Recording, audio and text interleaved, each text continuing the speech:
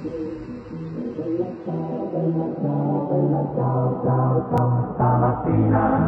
mi sono alzato e ho trovato l'invaso.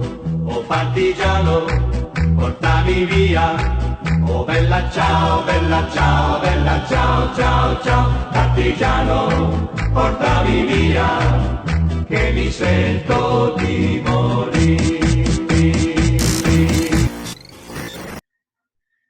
¿Qué tal? Buenas tardes y buenas noches también, porque, bueno, este programa, debido a que las famosas plataformas digitales hoy están saturadas por la pandemia del COVID-19, en esta ocasión tuvimos que presentarlo grabado, porque en vivo hemos tenido muchos amigos de la comunicación problemas con transmitir al mismo tiempo y hemos decidido en esta ocasión llevarlo grabado. Bueno, pues mi nombre es Israel Gallegos y el día de hoy me acompaña también en este gran programa Miguel Ángel Schultz, gran comunicador oaxaqueño e ícono para muchos que a quienes han tenido la fortuna de trabajar con él, de ser su maestro, y entonces pues, tengo el honor y el privilegio de iniciar este programa que se llama Raspados. Miguel Ángel. Bueno, pues es un gusto iniciar este proyecto informativo a tu lado, Israel, que yo creo que la idea de este programa es ir a la reflexión política, entender los cambios ideológicos que están transitando no solamente en Oaxaca, sino en el país, en México y a nivel pues mundial, ¿no? La pandemia nos está dejando una gran movilidad social, lo vemos que con esta situación que se presentó con la muerte de George Lyons, tú que hablas inglés, ¿no? Si me ayudas ahí con la pronunciación, te lo agradezco, pero el tema es que las grandes movilizaciones que se están dando, pues están ya también permeando en nuestro país y en Oaxaca, Israel. Sí, fíjate que a razón de lo que sucede en Estados Unidos con esta manifestación por el homicidio que comete ese policía, pues la cuestión racial se vuelve a marcar recordándome los años 60, donde Luther King y Malcolm X, a razón de lo que sucedió con esta mujer Rosa Parks en el camión, y que ya ellos venían sufriendo la segregación. Hoy hay muchas películas que nos hablan sobre el tema, fíjate que yo no sabía que esa pelea donde a los negros los mandaban, a pesar de que pudiese ser un gran artista, te mandaban no a un baño normal, sino a una letrina, a cubrir tus necesidades. Frank Sinatra en Las Vegas peleaba esa parte, fíjate. Se olvidan a muchos personajes que peleaban por los derechos, los humanos, los human rights, y entonces, o los derechos civiles, y entonces lo que vemos hoy que vuelve a renacer ese sentimiento, ¿no? Sobre el proceso de la esclavitud, el racismo, la segregación, y volvemos a ver, es como repetir los años 60 en esta actualidad, pero también nos vuelve a suceder con lo que pasa en Jalisco, y vemos algunos puntos de manifestación en el estado de Oaxaca con el caso de Alexander. Y con el caso de Huitzo, donde las autoridades incluso se señala a la síndica que entregó a un par de jóvenes a particulares, pues prácticamente para que los masacraran, para que los lincharan, y se da una muerte de estos dos jóvenes, Israel. Sí. Y el asunto y el tema del racismo, pues está íntimamente ligado con la historia del país, porque ahí tenemos que, fíjate que la independencia de Texas se da precisamente porque en México pues estaba prohibida la esclavitud y los que estaban llegando a colonizar Texas, anglosajones, pues tenían por práctica su economía esclavista, y entonces al prohibirse pues había un choque de intereses, y el esclavismo de una u otra manera propicia precisamente que Texas busque su independencia. Qué interesantes temas frente a este tipo de protestas que hay en el mundo, y pues aquí lo vimos ya, como tú bien dices, en Jalisco. Sí, caramba, pues hoy vemos estas manifestaciones a nivel internacional, nacional y local, ¿no? Otro tema que traemos hoy, pues, es la cuestión del COVID, ¿no? Cómo ha aumentado en el estado de Oaxaca y cómo vemos que, pues, seguimos en rojo y algunos, pues, ya pasaron a anaranjado. Pues, creo que el quédate en casa no se sigue sin entenderse y por ello, pues, algunos diputados han llamado a que se intensifique esa parte del eh, una mejor forma de comunicarle a la gente que entienda el famoso quédate en casa y que guardemos la sana distancia en este regreso paulatino. Y habría que recordar la cantidad de muertos que hay en México, más de 17,000, y aquí en Oaxaca, pues ya vamos por lo menos superando los, tengo entendido, 300, y eso que llevamos pues prácticamente un día de atraso en el recuento que hacen las autoridades. Pero también habría que decir, Israel, que aquí en Oaxaca el director de los servicios de salud, Donato Casas Escamilla, pues definitivamente no es médico. Las únicas operaciones que hace es con números, porque de la Secretaría de Finanzas del Comité Directivo Estatal del PRI, pues brincó a la Secretaría de Finanzas y bueno, se ve que no tiene la más mínima experiencia y desafortunadamente en Oaxaca estamos viendo cómo personas enfermas por esta pandemia, por el COVID-19, empiezan a morir en la calle, ¿no? Vemos cómo se han registrado personas que han muerto en el estacionamiento del Hospital General, como hay otra persona que muere en el hospital, el estacionamiento de la Cruz Roja, aquí en Oaxaca, como también un cadáver, pues dura allí expuesto más de 24 horas y las autoridades pues no se atreven a ir a recoger este cadáver cuya pues denuncia se hizo pública. Se habla también de personas que han muerto allá en los consultorios, esperando pues recibir atención médica en los consultorios de las farmacias similares, ¿no? Entonces sí estamos viviendo una tragedia que todavía no la pulsamos bien y esto ha llevado incluso pues desde mi punto de vista, que el gobernador Alejandro Murat Hinojosa pues esté tropezando continuamente, como el anuncio que hace hoy que trasciende hoy, que va a suspender la Guelaguetza, que la va a pasar al mes de diciembre, cuando en el mes de diciembre se espera precisamente ahora sí, un rebote, ¿no? Otra vez que se active el coronavirus y vamos a tener ya, mira, coronavirus, tenemos ya el tema de que le hemos dejado de prestar atención con el asunto también del paludismo, de la influenza, o sea, son varias enfermedades que están provocando una situación bastante dramática en el sector salud en Oaxaca. Sí, fíjate que pues sigue el Zika famoso, el dengue, ya son enfermedades que ahí están, con las que vivimos a diario y pues creo que el gobernador está siendo presionado por los intereses que existen en Oaxaca sobre la cuestión del turismo. Imagínate cuántos cruceros en Huatulco se están deteniendo, entonces tienen que permitir que llegue y el mejor pretexto para indicar que esto ya está más o menos podría ser la famosa Guelaguetza, que pues más allá de la tradición, hoy vemos que es una cuestión de comercialización, no les interesa que yo lo hubiera, en mi caso yo lo hubiera cancelado y la dejo para el próximo año, pero vemos la derrama de economía que no permea para todos los sectores, solo para un sector privilegiado, y lo demás que le queda al pueblo pues son escasas migajas, porque realmente el turismo no es extranjero, ¿eh? El turismo es nacional.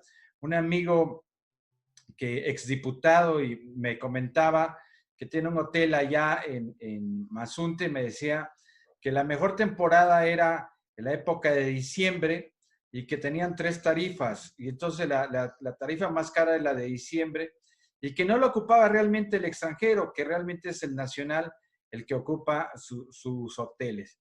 Entonces, bueno, pues creo que se va a meter en camisa de 11 varas el gobernador con esta decisión, pero vamos a ver qué es lo que sucede. Y bajo estas mismas decisiones, pues está lo que es el tema de la central de abasto, ¿no? ¿Qué opinas, Miguel? Pues lo que espero que no sea tu amigo a este funcionario, empresario, secretario de Medio Ambiente y Ecología que tiene ahí su hotel, que por cierto fue cancelado por la Procuraduría Federal de Protección al Medio Ambiente, ¿no? La Profepa. Bueno, este empresario que está ahí invirtiendo una gran cantidad de dinero y que, bueno, pues lo multan, ¿no? Pero el tema está en que la Guelaguetza es una tradición que tiene un origen prehispánico, que se asienta en la cultura de los pueblos originarios de la entidad.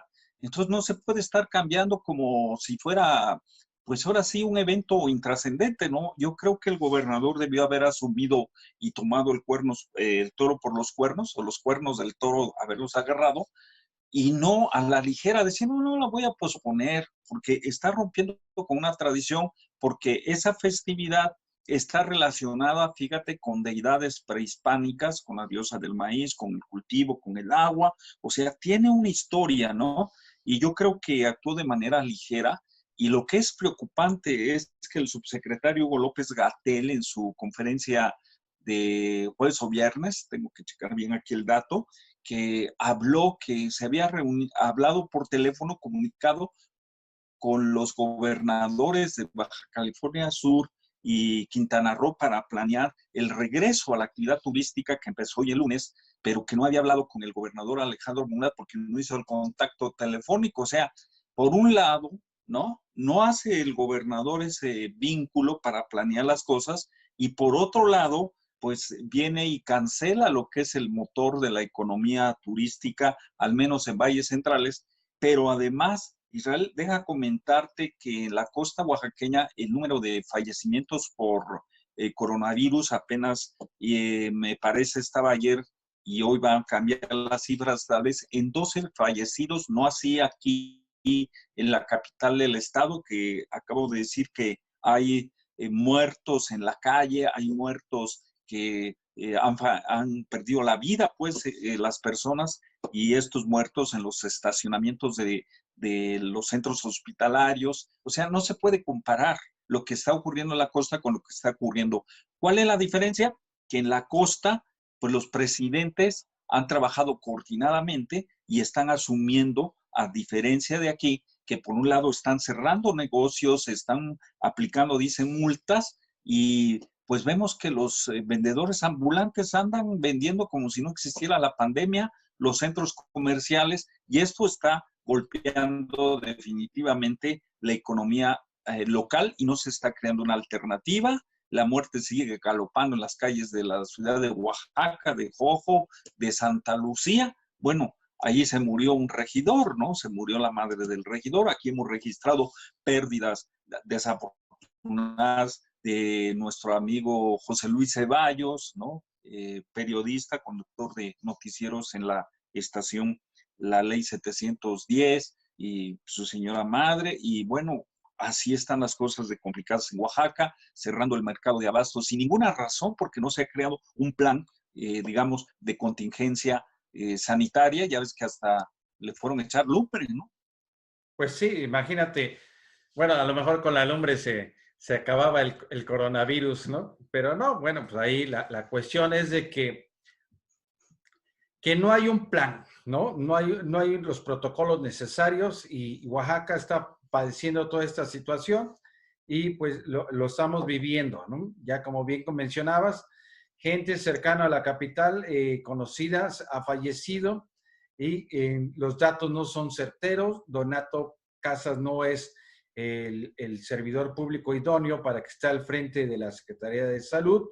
Y pues el gobernador, presionado por los intereses que se generan a través de la economía de estas chimeneas sin humo, pues que es el turismo, pues se siente él totalmente presionado y tiene que decir algo, porque ya estaba contemplado, y desde el Congreso del Estado de Oaxaca, pues el propio diputado César Morales ha llamado varias veces en esta crisis, donde quedan las 200,000 despensas que siguen sin saber, pero más allá de eso también cuando dice, si no se va a hacer la guelaguetza, pues entonces con ese dinero lo que se tiene que hacer es usarlo para informar más a las personas y que estén conscientes de lo que está sucediendo respecto a la enfermedad del COVID-19. Y como decíamos, en el mercado de abastos, fíjate que son cerca de 330 funcionarios que hay en el municipio de Oaxaca de Juárez. Hay una comisión que pues atiende al mercado de abasto y pues no la vemos actuar. Se dice que fue precisamente la que, digamos, esta autoridad la que permitió que se pudiera llevar a cabo este trabajo que supuestamente provocó el incendio, que estaban soldando un local, haciendo unas reparaciones, sale el chispazo y quema alrededor de 150 puestos. La pregunta es, ¿acaso no hay un responsable? Yo he estado, incluso pedí información, fíjate, a la oficina de prensa del municipio para pedirles cuántas reuniones ha tenido el Comité de Protección Civil. Hace 4 días que lo solicité, no me ha llegado. Pedí cuántos cargos conforman esta comisión encargada del mercado de abasto, tampoco me la dan. Es un asunto delicado porque debieron haber ya separado a la administradora del mercado de abasto para que se investigue, porque ¿quién va a pagar los daños? Y ha habido una serie de ofrecimientos enormes de que se iban a invertir desde el año pasado 350 millones de pesos, que se iban a invertir 8 millones en recuperar lo que conocíamos como el playón, que se iba a invertir en quitar más de 6,000 diablitos, o sea, una serie de promesas, y con decirte que ni siquiera las cebras, que son estos pasos peatonales, están pintados. Y es el mercado de abasto el principal centro comercializador del estado, donde, de acuerdo a estas cifras que se mueven mucho, acuden de 25,000 a 100,000 personas a hacer las compras y las vendimias. Pero de información, el presidente municipal, Oswaldo García Jarquín, pues no dan datos, no dan cifras, y llegaron a hacer la promesa de que iban a inyectarle 100 millones de pesos para reparar daños, pero no se sabe más, Israel. Sí, fíjate que esa situación es terrible de que no te puedan aportar datos y que no se busquen los culpables. Pero sobre todo, mira, a mí me hace mucho ruido la parte de que vienen de diferentes partes del país. En el caso de Puebla, vienen aquí a Oaxaca a surtirnos, pero también del interior del estado vienen a vender sus productos y no hay los filtros necesarios para la sanidad, ¿no? Y que pues no se conserven esos protocolos para que la gente no se vea afectada en su economía y puedan así distribuir sus productos. E imagínate, vienen, no sé, de aquí de Sachila, van a vender, y se enferman ahí en la central, se regresan a Sachila y ya tenemos un problema en Sachila.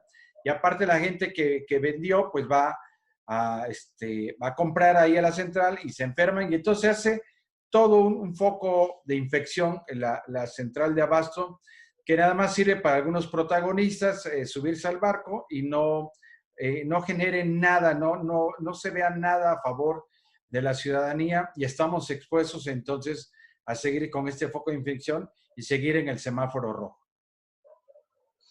Sí, desde luego, y aquí ya datos duros y concretos. Fíjate que la Comisión Ejecutiva del Mercado de Abasto, la CEMERCA, pues está presidida por Noemí Alavés Aquino, que ella autorizó que se hiciera esa reparación.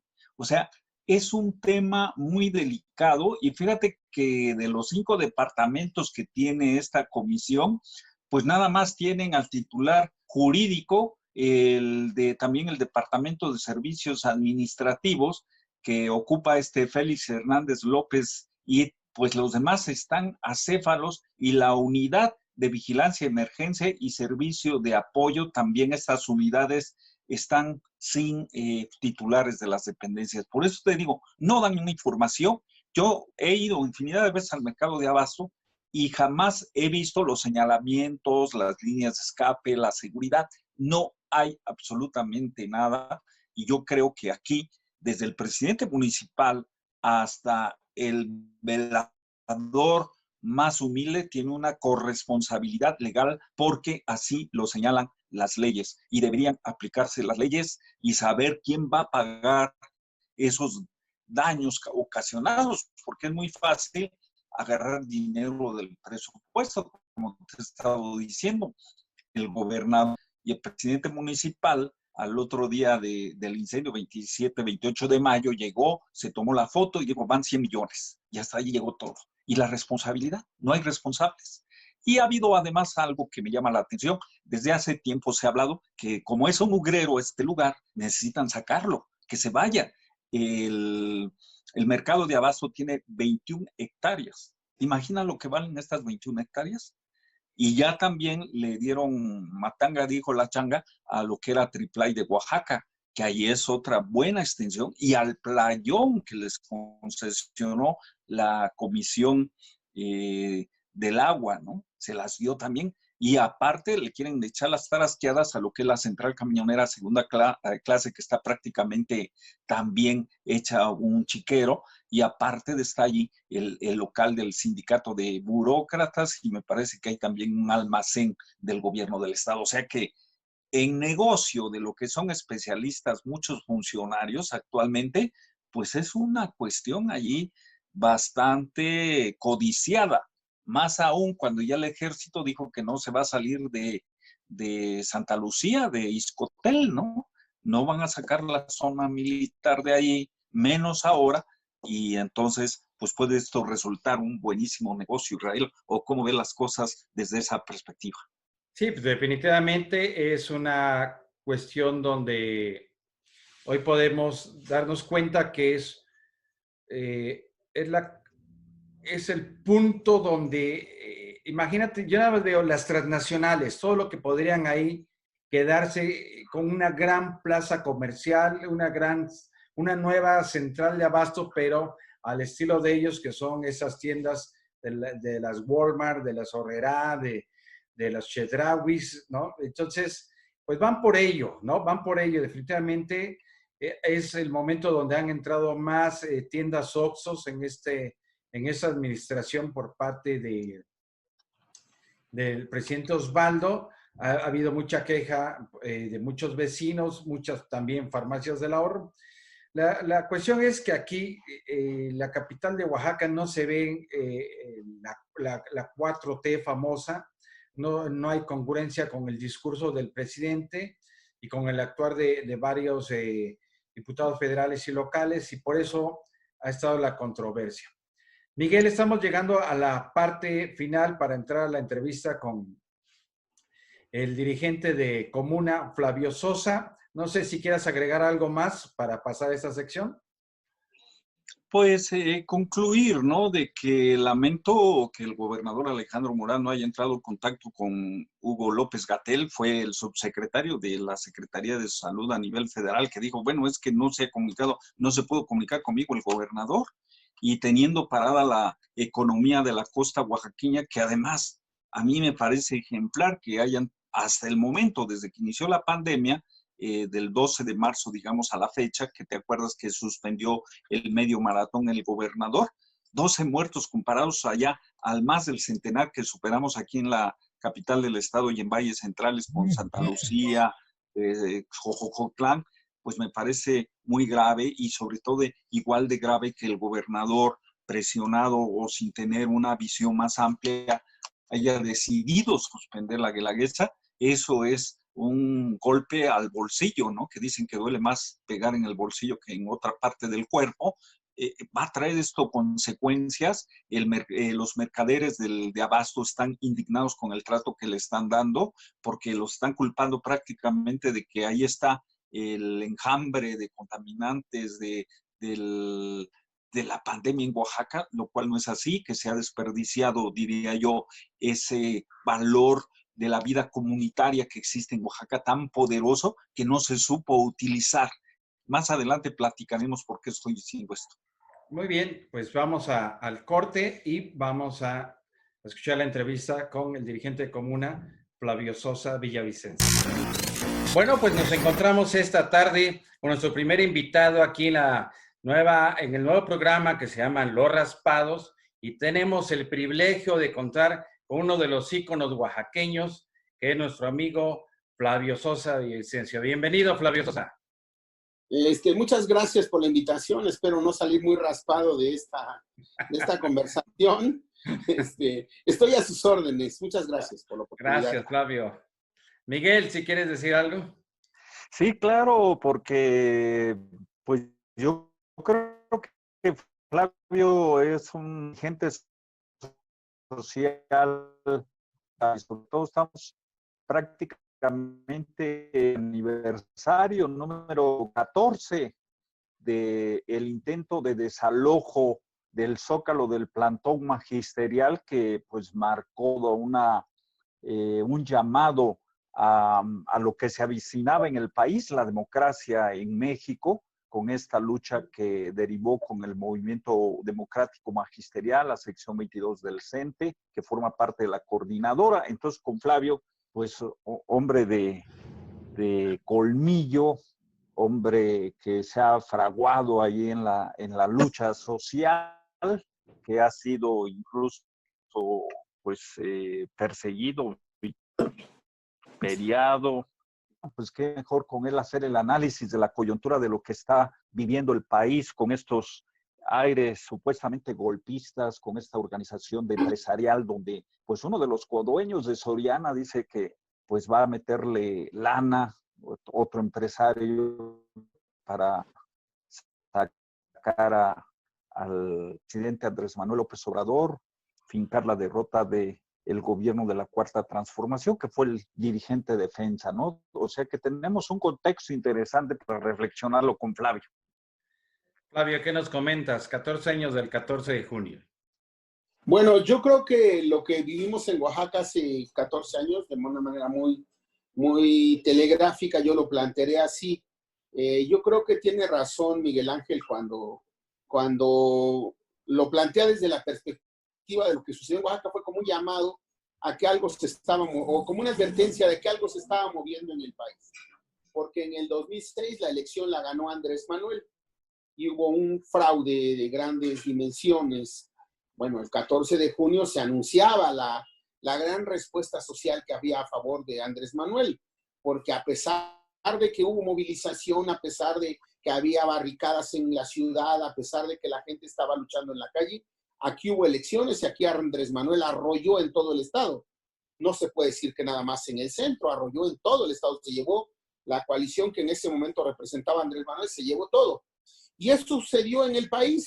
Hoy ya sabemos que hubo un fraude y que desde ese momento, desde el mes de junio, desde el mes de julio, desde el mes de agosto, pues los gobiernos hicieron todo lo posible para evitar que Andrés Manuel llegara a la presidencia, y en los últimos días del mes de octubre, de noviembre, pues empezaron a presionar al gobierno de Fox para que, decían ellos, barriera la casa, y finalmente terminó con una brutal represión. Lo que vivimos pues en Oaxaca a partir de junio, y que se veía venir desde mayo, porque todos debemos recordar que la marcha del 1 de mayo en Oaxaca del 2006 fue numerosísima.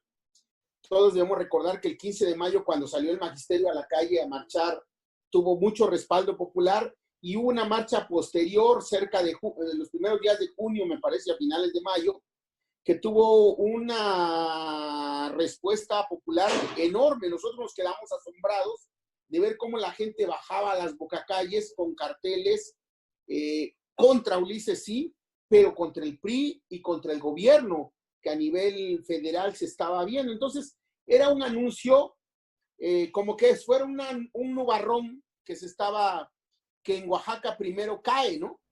En junio, julio, agosto.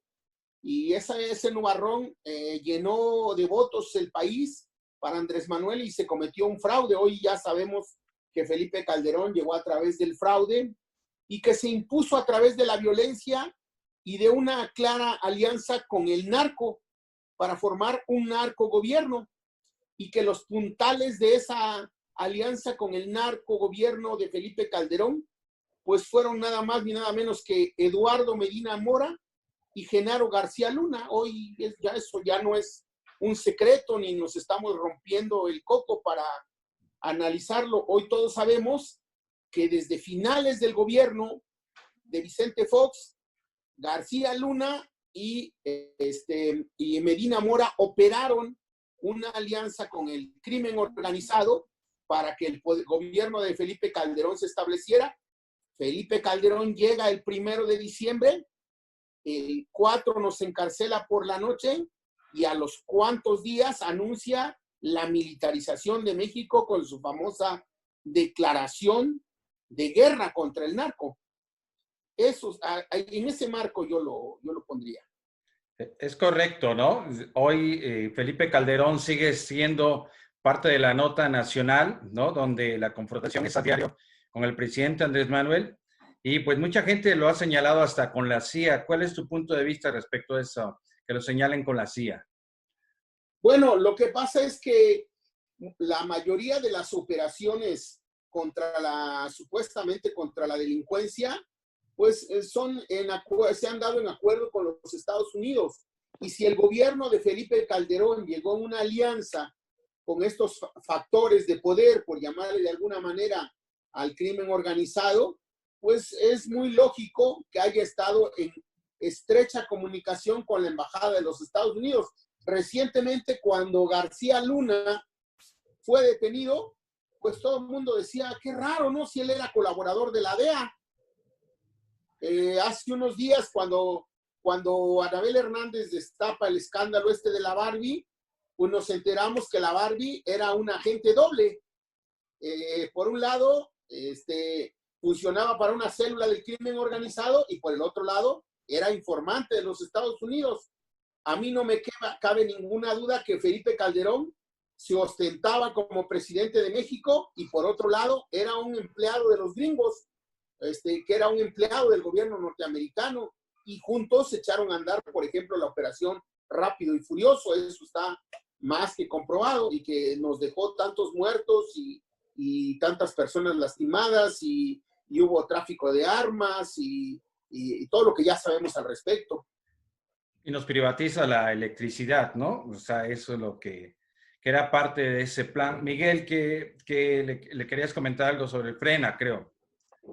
Sí, el tema es ver lo que está ocurriendo, o sea, que abrir el bosque y el árbol de lo que está ocurriendo en el país, porque desde que llega Andrés Manuel López Obrador, pues, hoy podemos pensar en este asunto de los empresarios, del papel que está jugando el Consejo Mexicano de Hombres de Negocios, cómo se va vertebrando en estos momentos la situación de estos grupos empresariales que abiertamente ya están llamando pues, a derrotar a lo que es el proyecto de la Cuarta Transformación. No solamente Morena se está planteando ya incluso y se habla de un posible, y hay una situación allí muy complicada que me interesaría pues conocer también el punto de vista de Flavio, si es que lo que conforma Morena, el movimiento, esta base social de respaldo que tiene Andrés Manuel López Obrador, no tanto Morena en sí,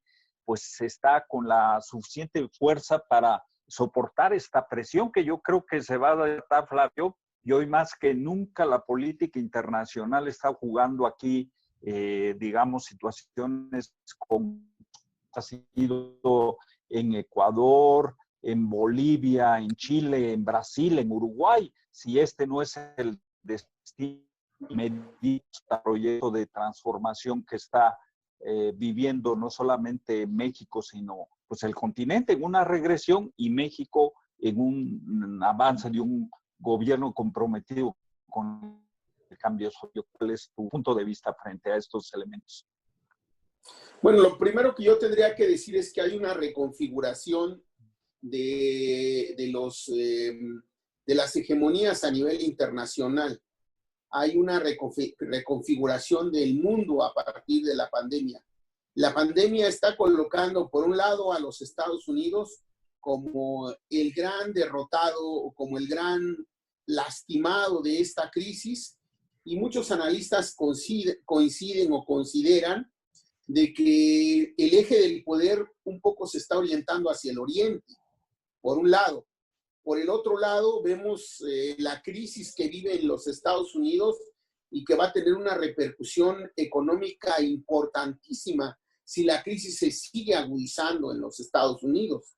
Un analista mexicano, un teórico mexicano que yo respeto mucho, que es Heriberto Yepes, él dice que uno de los objetivos de las fuerzas hegemónicas, de las nuevas fuerzas ascendentes, por llamarlo de alguna manera, mundiales, sería la ruptura de los Estados Unidos. Y él habla que incluso la ruptura de México. Esto es un asunto que no debemos de perderlo de vista, porque a México se le ve en Europa, en Oriente, fuera del continente americano, de alguna manera como parte fundamental del Tratado de Libre Comercio que hay con América del Norte. Se le ve como parte de América del Norte. Este tratado comercial que nos encadena con América del Norte y que en algún momento nos ha hecho distantes de América Latina, de alguna manera es un mecanismo comercial y económico que le da fortaleza, entre comillas, a los tres países. Todos aquí en México sabemos que la fortaleza es relativa, en tanto que los grandes capitales que han salido fortalecidos con el Tratado de Libre Comercio, pues han sido los capitales gringos y los capitales canadienses, y México ha llevado la peor parte, ¿no? Entonces, por un lado está el ascenso o la fortaleza de China emergente, por el otro lado está la crisis en Europa, por el otro lado está el fortalecimiento de Rusia, y por el otro lado está la consolidación en Oriente de un grupo de países que la crisis de la pandemia mundial no les hizo mella. En el cono sur de América Latina tendríamos pues una situación verdaderamente de revuelta, ya que las derechas no se han podido consolidar en América Latina. Si bien es cierto que en Brasil, en Ecuador, en Bolivia hubo golpes contra los gobiernos democráticamente electos o contra las izquierdas, las derechas no han representado alternativa. En estos momentos, Brasil es ejemplo de ello. Ecuador es otro ejemplo de ello, y el propio gobierno boliviano, por tomar esos tres países como ejemplo también. Entonces, tenemos un cono sur también bastante agitado, un cono sur de América Latina bastante agitado.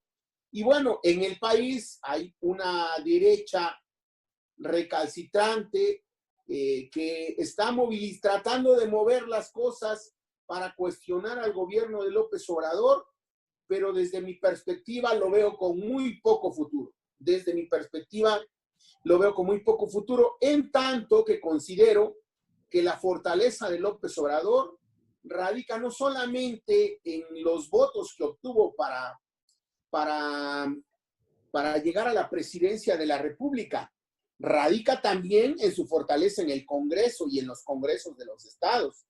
Radica también en las gubernaturas, radica también en un diálogo con un grupo de gobernadores importante en el país, y sobre todo radica también en una política social que en el corto plazo está moviendo la balanza del ejercicio del recurso. Mientras los recursos en anteriores gobiernos se usaban para fortalecer a una élite, hoy, en una etapa de transición, los recursos se están moviendo para llegar a los sectores más desfavorecidos. Esta gente que marcha en autos lujosos o en autos, por generalizar, y que se hace llamar frena, cuestiona que vamos hacia el socialismo o al comunismo, le llaman ellos, cuando lo que se está haciendo es darle un poquito a la gente más desprotegida.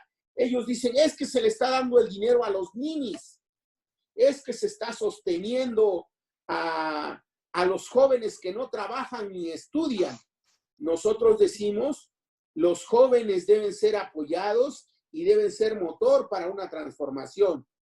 Los jóvenes deben contar con lo básico para que puedan acudir a la escuela. Los jóvenes deben contar con lo básico para su alimentación. Yo creo que son más fácilmente presa de la delincuencia la juventud si no tiene efectivamente ningún respaldo ni de sus padres ni del Estado. Hoy la pandemia misma nos ha demostrado que el Estado debiera ser fuerte. Hoy, ante la pandemia, todos decimos, ¿qué está haciendo el gobierno? ¿Por qué no hay hospitales suficientes? ¿Por qué no hay medicinas suficientes? ¿Cómo es que no contamos con ventiladores? ¿Cómo es que no contamos con camas? Y cuando decimos eso, lo que estamos diciendo es, ¿cómo es que el Estado no ha invertido en salud? ¿Cómo es que a los médicos no se les paga bien? ¿Cómo es que no invirtieron, se dejaron de hacer hospitales? ¿Cómo es que en Oaxaca, por poner el ejemplo y volviendo a la realidad, un exgobernador se construye un hospital para sí, un hospital privado, el Hospital Sedna, el señor Ulises Ruiz, y deja en el abandono hospitales tan importantes a lo largo y ancho del estado y deja sin construir clínicas y las mujeres tienen que parir en el pasto? Esa es nuestra realidad. Y entonces esa realidad que está quitando los privilegios a una élite política, y no solamente a la élite política, hay que decirlo, a una élite de distintos sectores de la sociedad, a la élite empresarial, hay que decirlo también que a una élite de los intelectuales también hay que decirlo que le está pegando muy duro, porque hoy nos enteramos a la élite de los medios de comunicación. Hoy nos enteramos cuánto cobraban los grandes medios de comunicación o cuánto se llevaban de Presidencia de la República, de las secretarías, de las gubernaturas, pues los dueños de los grandes medios de comunicación. Y ante el empuje de la democratización de los medios de comunicación y la democratización de la comunicación en nuestro país mediante las redes sociales, ellos se ven severamente preocupados. Hoy, por ejemplo, estamos haciendo este enlace, digamos, con lo que se llamaría antes a control remoto. A control remoto se decía antes, donde estamos cada uno en oficinas distantes y no estamos patrocinados por Televisa o por Televisión Azteca. Estamos a lo mejor pagando solamente un derecho en una red. Y ahí estamos llegando a mucha gente y mucha gente nos puede ver en su teléfono celular o en su máquina desde su domicilio. Entonces, esto les preocupa a los poderosos, esto les preocupa a los empresarios, porque paralelamente a que se está dando la democratización de la opinión pública, que la opinión pública está dejando de ser una cuestión de unos cuantos, también el gasto del gobierno, también la política está dejando de ser cosa de unos pocos. Hoy cualquier ciudadano desde su Facebook, desde su Twitter o desde su Instagram o desde una red como esta o desde una computadora puede volverse influencer como Isra Gallegos, por ejemplo. Gracias. Fíjate, Flavio, yo así la veo.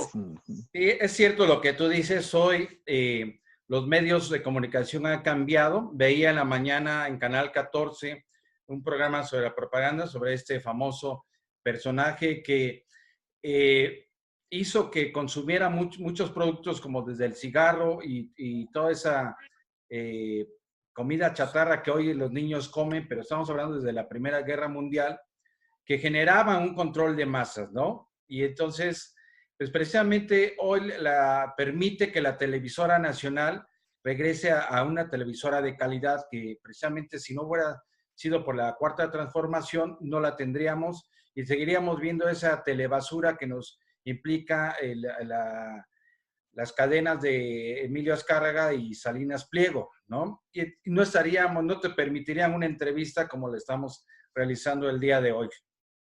Entonces las cosas han cambiado, pero yo observo un golpe blando. Yo observo una cuestión, como decía Rafael Barajas, que vienen denostando la figura hoy de el presidente Andrés Manuel, como lo hicieron en la época de Madero. Miren, en la época de Madero pues eran las caricaturas, hoy son los memes y videos que modifican a modo, pero veo ese golpe blando y siento que debemos estar atentos, porque a pesar de que se ven movilizaciones pequeñas, pues eso mismo fue generándose, y por eso yo creo nos pasaba Genaro en la mañana, para que viera el programa, para que viéramos lo que le sucedió a Guatemala en el 54, ¿no? En el momento que el presidente le regresa a las tierras, la United Fruit Company empieza a crear una campaña mediática para poder así justificar y quitar al presidente de ese momento. Y entonces con la fuerza de la CIA. Es importante, yo considero, desde mi punto de vista, que se debe de observar esa parte, pero no sé cómo lo veas tú, Flavio. Bueno, cuando se dio la lucha por la presidencia de la República, Andrés le propuso a la sociedad que nos vacunáramos contra lo que estaba sucediendo en Brasil, en Bolivia y en Ecuador.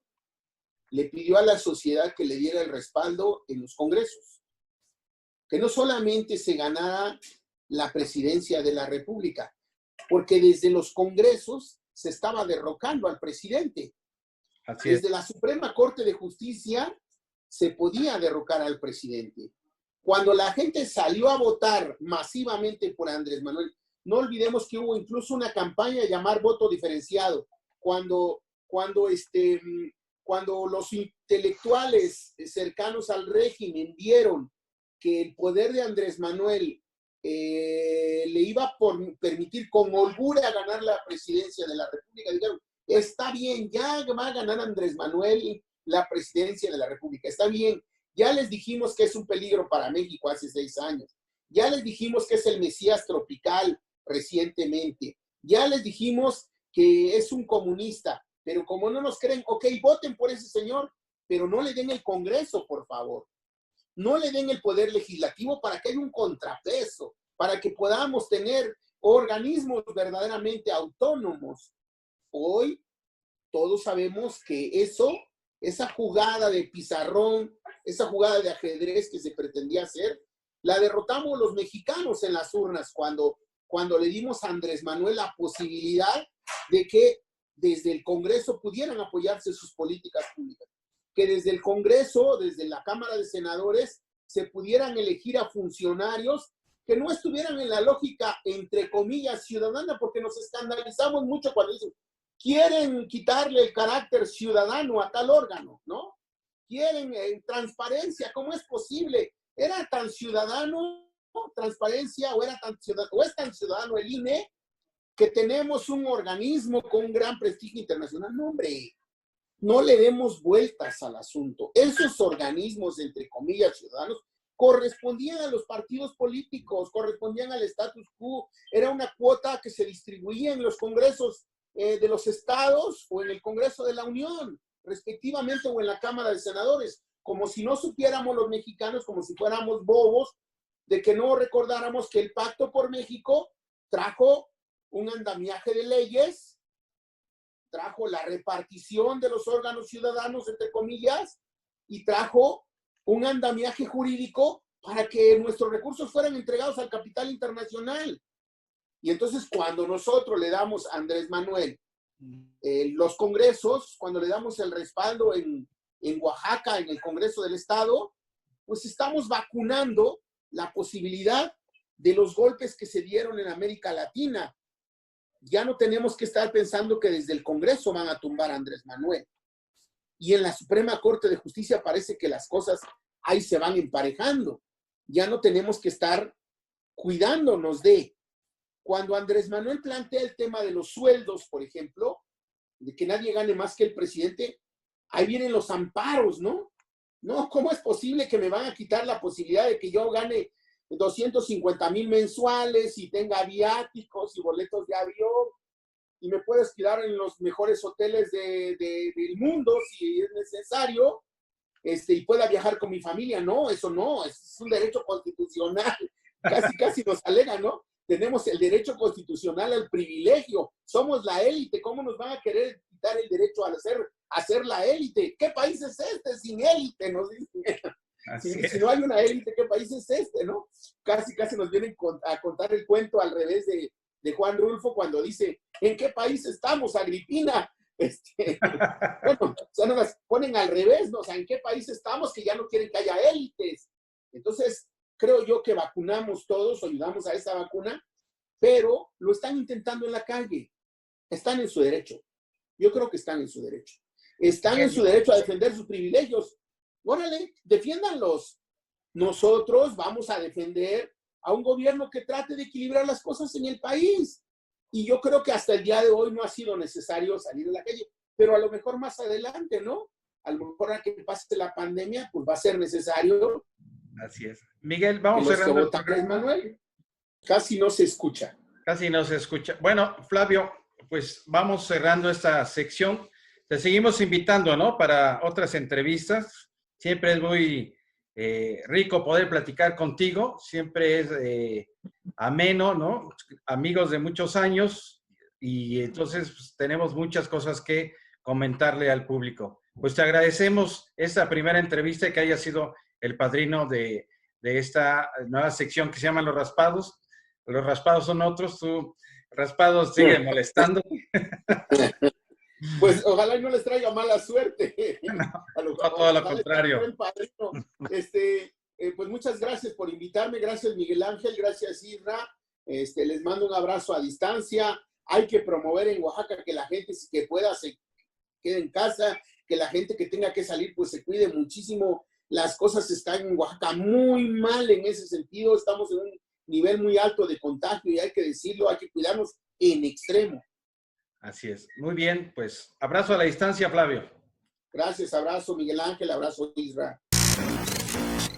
Bueno, ya estamos de regreso, ya como habrán escuchado al dirigente comuna, Flavio Sosa Villavicencio, tiene mucho tema que decirnos y pues yo creo que vamos a continuar con más entrevistas en ciertos momentos con él.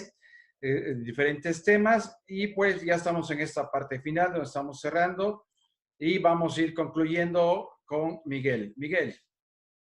Pues concluimos y agradecemos a quienes nos han visto y esperemos contar con su participación, con sus sugerencias, con sus críticas, pues para darle sabor a este programa de los raspados, ¿no? Que tiene un símil con estos helados populares, ¿no? Que hay que saberle dar con brazo y con el raspador al hielo para hacer una rica bebida, Israel.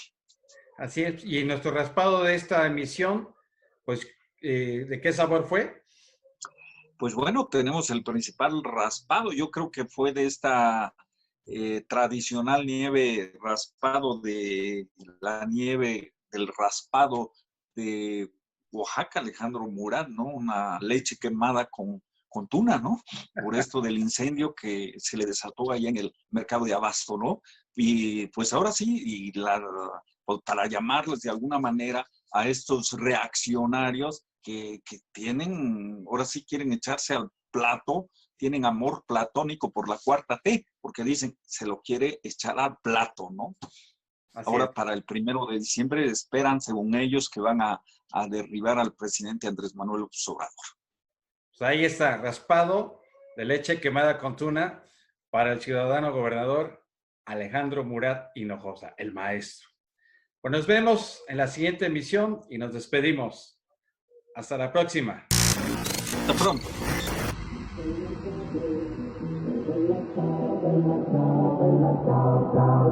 Stamattina mi sono alzato e ho trovato l'invaso. Oh partigiano, portami via. Oh bella ciao, bella ciao, bella ciao, ciao, ciao. Partigiano, portami via, che mi sento di morire.